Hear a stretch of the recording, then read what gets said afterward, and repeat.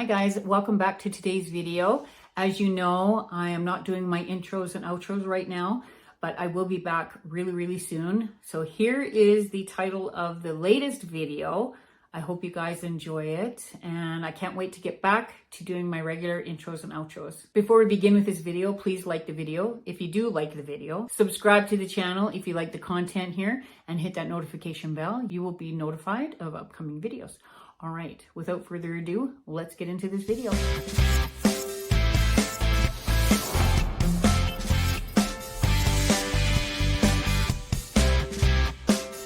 Hey guys, I already have this project half done, as you can see.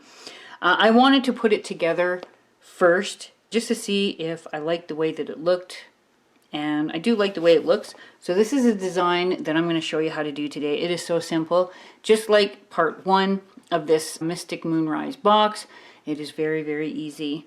So we are going to be using the filigree style leaf charms. These are number 14 on your list. We are using the 4mm faceted agates, the round beads. These are number 4 on your list. We are using the 8mm dotted 4-leaf bead cap, number 16 on your list. That's it there. The 6mm star cut crystal faceted round beads. These are in slate vitriol purple, number 10 on your list. We are using one of the 37mm filigree style crescent moon pendant. That is this one here. I am using the 4x3mm steel oval jewelry chain, this here, and the 10mm lapis lazuli, the dyed matte round beads, number 6 on your list. We're using those today. For the crescent moon pendant, I used a different bead.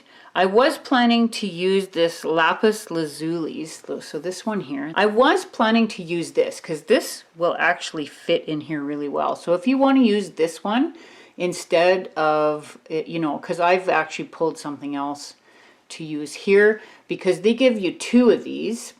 And so I wanted to make a pair of earrings today to go with this. So this is what I'm using this bead for, these 2 beads, because it gives you 2. And the other thing I wanted to use was a labradorite teardrop pendant. This is number 1 on your list, but unfortunately it will not fit inside here. It's huge. It just will not fit. I don't like it anyway if it sits like that. I just don't like it. I don't think it looks good. So we're going to do something else with this, probably in part 3. So I just pulled a crystal, actually. I will leave a link to this crystal in the description box below. Plus, I also did a short, which I will leave a link to as well, to show you how I put this together and attached it to the to this moon pendant. You can use whatever you want. You could even take and use one of these beads and hang it in here if you wanted to. I just have these crystals hanging around. I think I got these from Amazon, and I, you know, attached it to the top here, and it fit in here perfectly, and I think it really goes well with the whole aesthetic of the piece. But you choose what you want to put here. I'm just basically giving you this design here, which I really fell in love with. I think it looks really pretty. So I've already made this side here. I've already attached the chain, okay? So I'm going to show you how to do this only on this side, because it's basically the same. You just have to do this over again, just on the other side. So I used 6-pound Fireline in the color Smoke. And I'm just going to take probably 1.5 feet of that. You don't need a lot, but I do like to have at least 1.5 feet because I want to go and tie off, and I like to make my knots in several different spots to tie off. And I'm going to add my 10, I think this is a 10 needle. I think it's a 10. You can use a 10 or 11. It just depends, you know, whatever you're comfortable using. I'm comfortable using a 10 or an 11, it doesn't matter. And I'm just going to leave a slight bit of a tail there. Okay, so I'm going to start from this side here. So I'm going to add the crystal. I'm going to add a bead cap. The lapis lazuli. That is so pretty. Another bead cap. And then another crystal. Okay, so that's what it's going to look like when it's attached. I'm just going to pull these out here so I can pick the beads that I want, and I'm going to add that one. I'm going to add one of the leaf charms. So I'm going to go down, and I want it to sit this way. As you can see, these ones are sitting with the leaves pointing this way. I want this side with the leaves pointing this way. The nice thing about these leaf charms is that they can sit either way. And I like that because, you know, especially when you want to make earrings, well, you'll see when I make the earrings, because I am making a pair of earrings today. So come from the bottom to the top. And then I want you to go back through that same faceted agate. And then pull everything tight. Pull it down. And then you're just going to repeat the exact same thing you did before. Crystal. Bead cap. Lapis lazuli. Another bead cap. Just to wrap around that bead, it looks really pretty. Crystal. Even that there would make a really beautiful charm.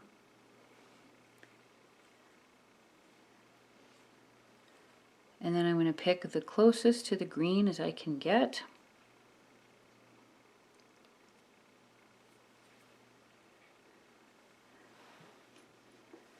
And then one of the leaf charms from the back to the front, and then through that faceted bead again.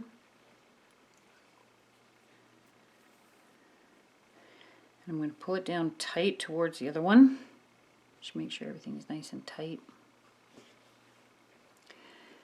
And then do that 2 more times. Okay. Now that we're here, I just went through this last leaf pendant, and I'm going to go up, back up into this faceted bead, pull it tight. Just make sure it's tight with all the other beads there. I'm just going to hold that, make sure everything's tight. Okay. Now I'm going to add my chain. I cut it at 11 inches. That way, you know, I can make it a little bit longer if I want with jump rings. So now what I want to do is add to the other side. Because these are soldered, all you have to do is just add your wire through it a couple of times. I'm going to do a few, probably just 2, because 6-pound fire line is pretty good for being, like, for strength wise, it's pretty good. And then I'm going to start going down the length of this beaded pattern that I just made. So I'm going to start going down. I'm only going to go through the first sequence here, and then I'm going to tighten this up so that the chain sits really tight. And what I like about the look of this is there's no jump ring, there's nothing. It just easily transitions from the chain right into the beaded pattern, which I really like. What I'm going to do is I'm going to go back through all of these, but I'm going to miss these beads here. So these small faceted beads that are hooked on to the leaf charm, I'm going to miss them. And I'm going to go right past them. And now I'm at the last sequence on this length of beads. And I'm going to tighten that up again. I just constantly just keep retightening it to make sure that it is good. And then I'm going to do the same thing on the, my goodness, this doesn't want to stay out of my way. I'm going to do the same thing here. I'm going to go from the bottom, from the back to the front, and I'm going to do it probably twice. I'll just do it twice. I did it twice on the other side, so I'll do it twice on this side. Pull it tight. Like I said, 6-pound fire line is pretty sturdy, you know, unless you're playing in a football game with this type of pendant, which I don't think anybody would. And then I'm going to go back up again through these beads, again missing that faceted bead and the leaf charm. I'm going to go back up. Don't try to take too much, it can be a little bit of a pain there. Okay, you have a tail here, don't worry about that, we'll be able to fix that after. And I'm going to go all the way to the top here again. Now I'm going to go down that faceted bead. So I've taken the tail end of this piece here. I'm going to go through that loop one more time just to Give it a little stability. And then I'm going to go back up that bead, the crystal bead, the lapis, and the other crystal bead. Then I'm going to go down that faceted bead. I'm going to do a knot right here between the leaf and the faceted bead. Go back up. And I'm going to trim that one as well. So this is our finished piece. So what I did here, just do it on this side, exactly the same thing. And then just, you know, add your chain. And like I said, I've added 11 inches of chain.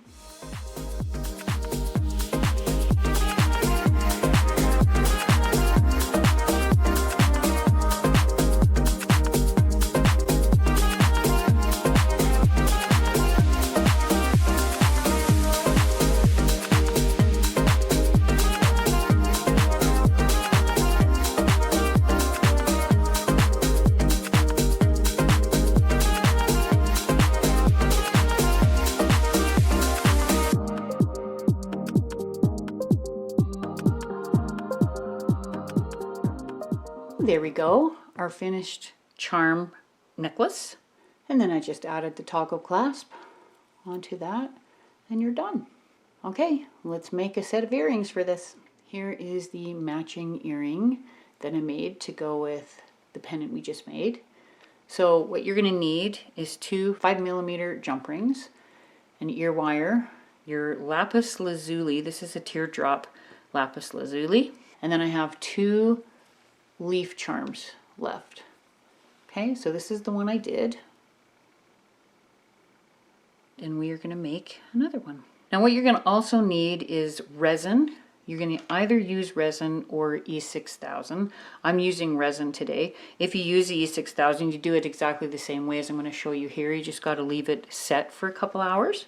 I'm going to take my first jump ring, 5mm, and I'm going to put it through that teardrop pendant. Then I'm going to, so what I've done there is I want this to be the front. So if you look here, if I can get the other earring here, I want the two leaves to be opposite each other. This is going to be my front. I'm going to use this little stone here because I am using resin today. I'm going to flip it over. And I'm going to place it on that stone. And basically what I want to do is place this little guy right about here, because that's what I did with the other one. It's kind of on a curve, so it's following this last little curve, if you can see it in there. So take your resin on a dropper and put it on your jump ring. Kind of a little blob. And I'm just going to place it right where I had the other one there.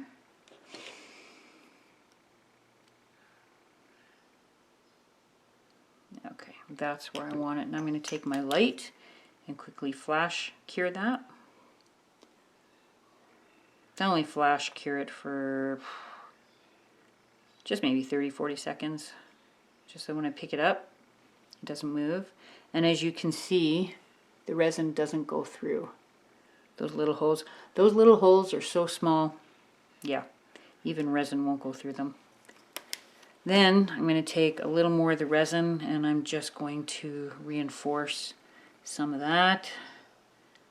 Like I said, don't be afraid to use the resin or even E6000 if that's what you're using. It won't go through those holes. And I'm just going to flash cure it again. Okay, now that it's flash cured, check it looks good. I'm going to put it in the big lamp for about 3 minutes. So while that's curing, I'm just going to let you know why I didn't use wire. I had actually tried 28 gauge wire. It wouldn't go through any of these holes at the bottom here, which is where I needed it to be. Thread, you try to put a needle through there, it wouldn't go. So nothing was working. It'll go through down here, but this is not where this isn't where I wanted the thread or the 20 gauge wire to go through. I need it to be up here. So this is why I came up with the idea. And you know me and resin comes to the rescue many times with my pieces. But I think it looks really pretty. It's very simple. It's light on the ear. And it matches that pendant we just finished. I'm going to add my ear wire now.